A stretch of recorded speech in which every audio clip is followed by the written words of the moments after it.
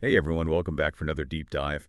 Today we're going to be taking a look at some G20 dynamics, and this is going to be super relevant for all you UPSC aspirants out there.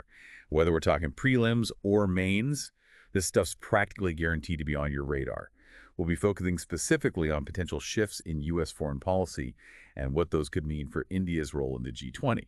So think of this as your daily dose of UPSC mains current affairs, but hey, it could even help you snag a few extra points on those prelims questions too. You know what I mean?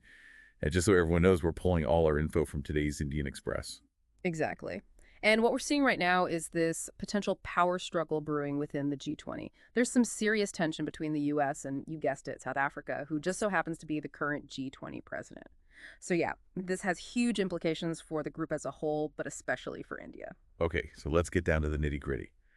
From what I'm reading, U.S. Secretary of State Marco Rubio is straight up boycotting the upcoming G20 Foreign Ministers meeting in Johannesburg.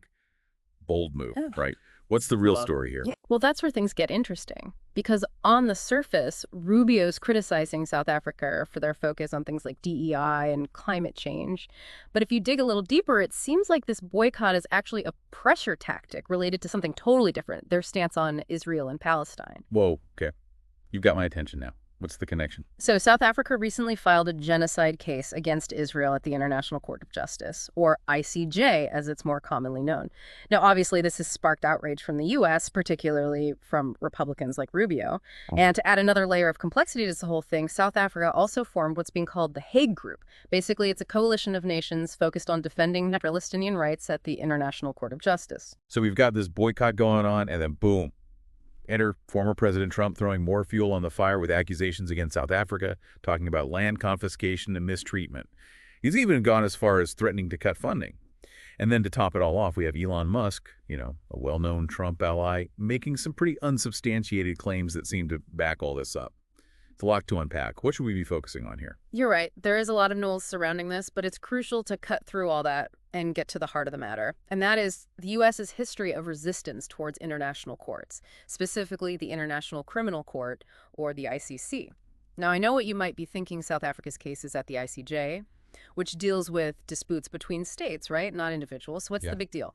Well, even though the ICC focuses on prosecuting individuals for crimes like genocide, there is some overlap with the ICJ's mandate. And that's probably why we're seeing such a strong reaction from the U.S. They've never been big fans of the ICC. So the U.S. has a history of pushing back against these international courts. Yeah.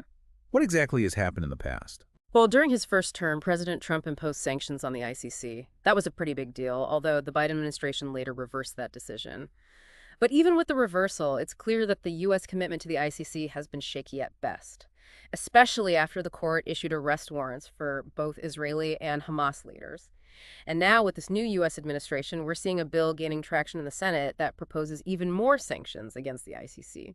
So while this boycott might seem like an isolated event, it actually fits into a larger pattern of the U.S. trying to limit the power of these international courts. So putting on our analyst hats here, what does Rubio's move potentially signal about this new U.S. administration and their commitment to the G20? Would we be seeing a shift towards disengagement from the group? It's definitely a possibility. We have to remember, during Trump's first term, despite some friction, the U.S. remained engaged with the G20 and even managed to reshape its agenda to a certain extent. This time around, though, the signals are a lot less clear. Rubio's boycott, coupled with all these other actions, could very well be an early indicator of a more isolationist approach under this new administration. And that brings us to the million-dollar question for us, UPSC aspirants. What does this mean for India? We've got those big G20 meetings coming up, the Foreign Ministers meeting in February, and of course the Leaders Summit in November. How might U.S. disengagement impact India's role and influence within the G20? It seems like things could get pretty messy. Yeah, it's definitely a situation to keep a close eye on, I think. India's made the G20 a big priority these past few years, and it's been a smart move. The G20's influence is growing, especially in the global south, and India's really benefited from that, being a leader in the region. Under the Biden administration, things were looking pretty good. The U.S. was really supportive of India's G20 presidency back in 2023. They saw India as this bridge between the global north and south. But now with this new administration in the U.S., things get a lot more complicated. What are some scenarios we could see playing out, and how would they impact India's interests? I mean, it sounds like things could get messy fast. Right. Let's look at the worst case scenario. If the U.S. just completely disengages from the G20, It's going to seriously weaken the group's ability to tackle these big global issues, climate change, Yeah. economic instability, all that.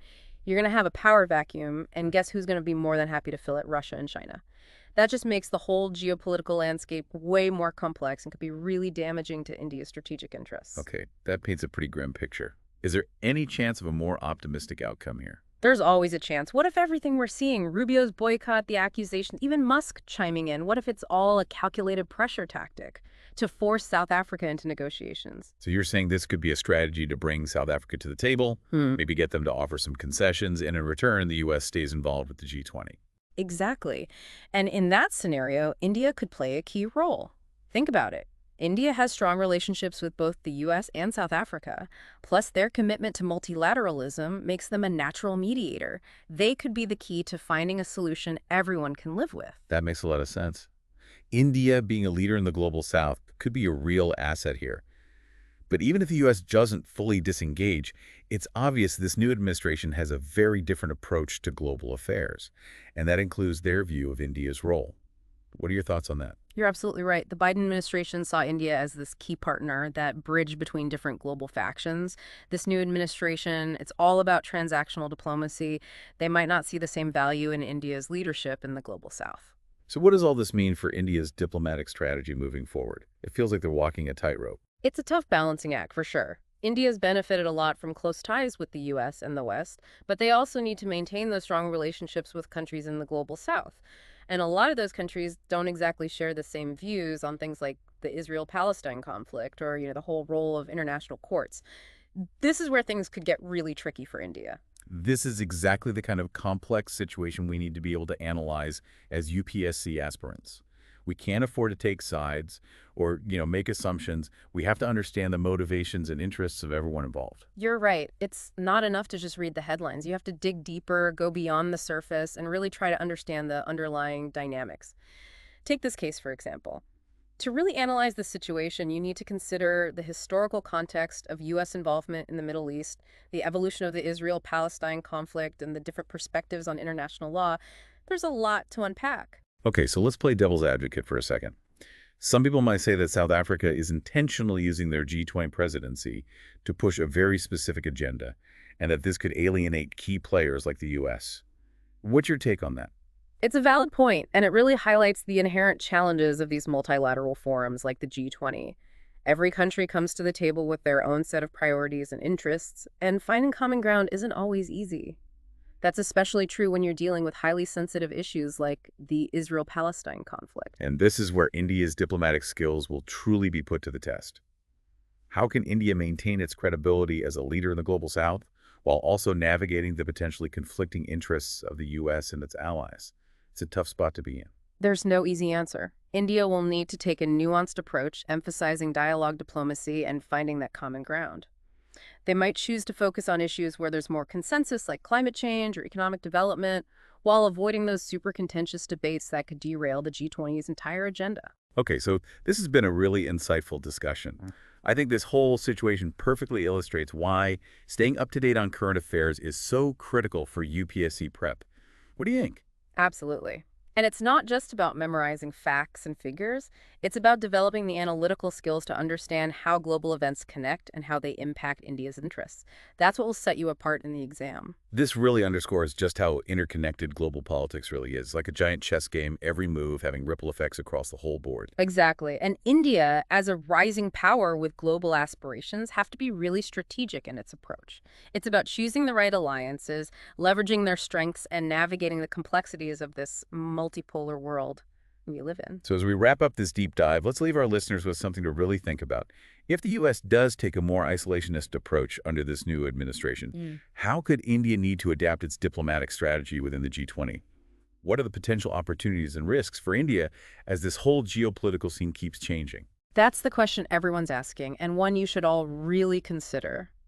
There's no easy answer. But by carefully analyzing everything we've talked about today, you'll be well on your way to forming your own conclusions. Exactly. And remember, everyone, this is just the beginning. We encourage you to dig deeper into the source material we've been discussing. You can find the link to that Indian Express article in the show notes.